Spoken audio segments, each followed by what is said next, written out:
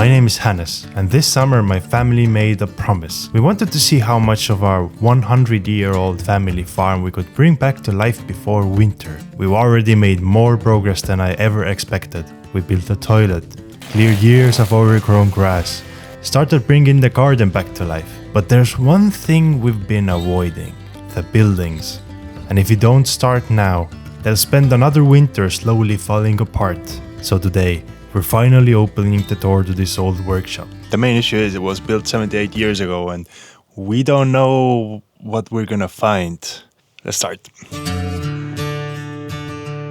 With the room finally cleared, there was one thing left. This. My great-grandfather built it by hand decades ago, and somehow it was still standing. I gave the chimney a gentle push, and it immediately tried to kill me.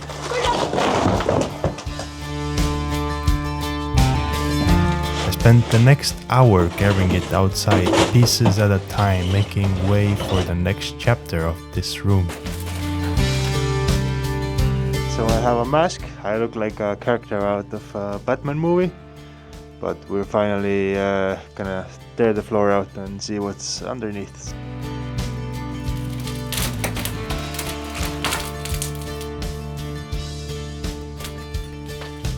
Unfortunately, the old floorboards weren't hiding a pot of gold or a winning lottery ticket that could fund the renovation. Instead, they revealed wet foundation beams and years of mud that had been pressed up against the timber beneath the walls. So I grabbed my trusty shovel and started digging. This is me procrastinating.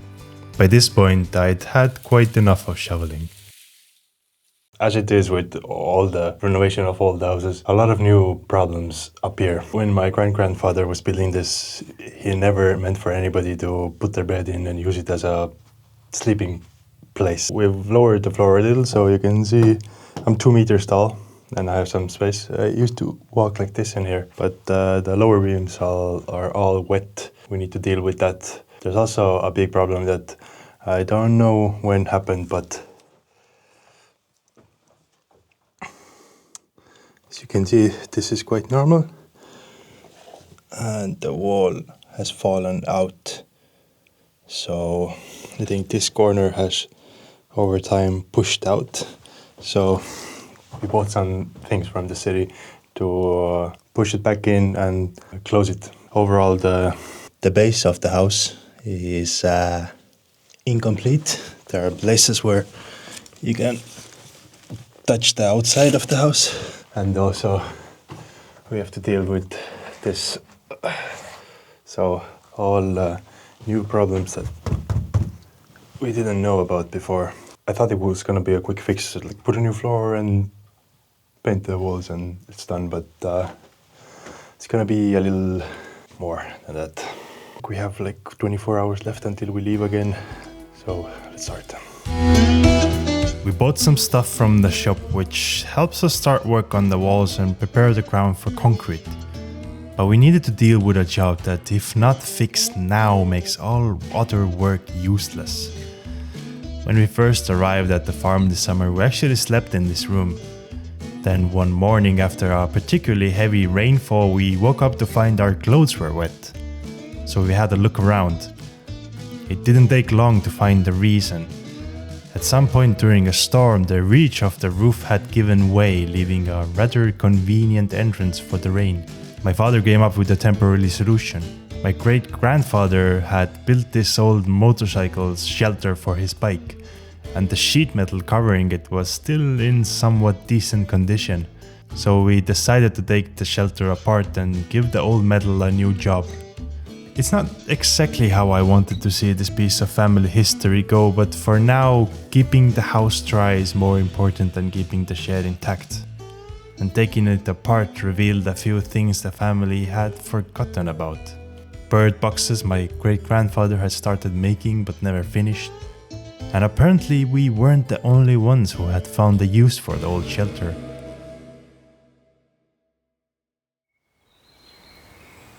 With the shed finally dismantled and the sheet metal stacked up, I had a few hours left before we had to call it a day. So I decided to start sanding the walls. It's years of dust and whatever on these walls, and we want to get them clean.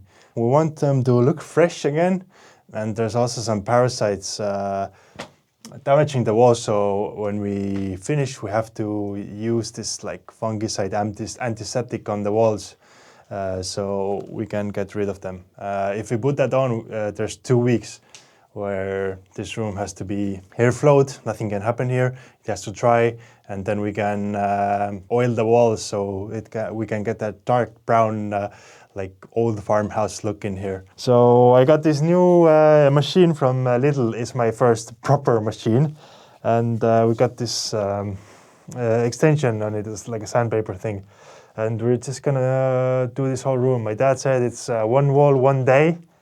Let's see how far we can get today.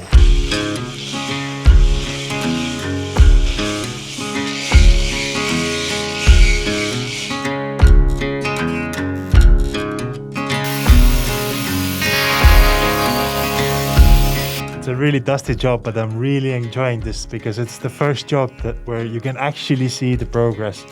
Whereas we were digging the mud and you were like, how is this helping us? But now you actually see the old walls coming back to life. So really enjoying this, and let's keep going. The old dusty smell of the room was slowly disappearing, replaced by the smell of freshly cut wood. The night sky showed me the potential of this house once it's finished. A terrace overlooking the field with the sunset on the back. Yeah, my great-grandfather had picked an excellent spot for a workshop.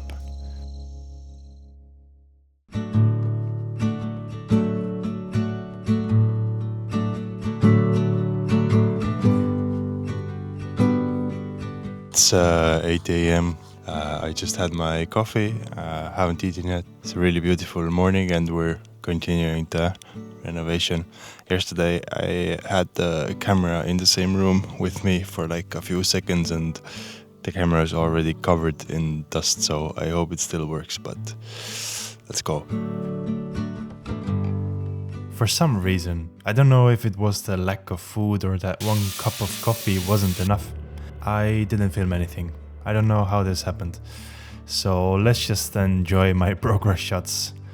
Wow, beautiful. Starting to look like a brand new house, and I wish you could sense the smell that was in there. It was smelling like a brand new pine house. I finished 2 walls, like roughly, but then the blade like broke on me and I have to switch it out, but I'm running out of time. We found a cheap grass tractor on Facebook Marketplace, and we're actually gonna head to the city now to pick it up. The grass tractor, the seller said is not working, but it just needs a new battery and stuff like that, so we're gonna check it out. If it's good and working, it's gonna change life on the farm. It's gonna make everything so much easier and we can finally mow all these fields.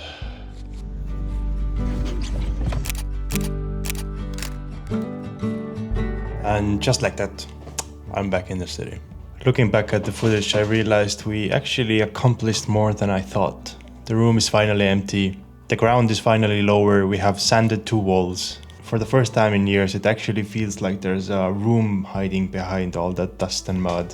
Not everything went to plan though. We brought home the grass tractor, my dad charged the battery, put some fuel in it, and it started for 5 minutes. Turns out an old friction wheel is stopping it from moving and the replacement part isn't made anymore. I've emailed every shop I could find, hoping somebody has one gathering dust on a shelf somewhere. But until then, the grass wins again. We're going back to the farm in about 2 weeks and then the work will continue. We still need to repair the roof, pull the wall back with the foundation and protect the timber before the cold and damp settles in. Winter isn't waiting for us, but hopefully before it arrives we can finally turn it into a warm room again. If you'd like to follow the journey and help bring this farm back to life, then I'd really appreciate you subscribing. See you back at the farm.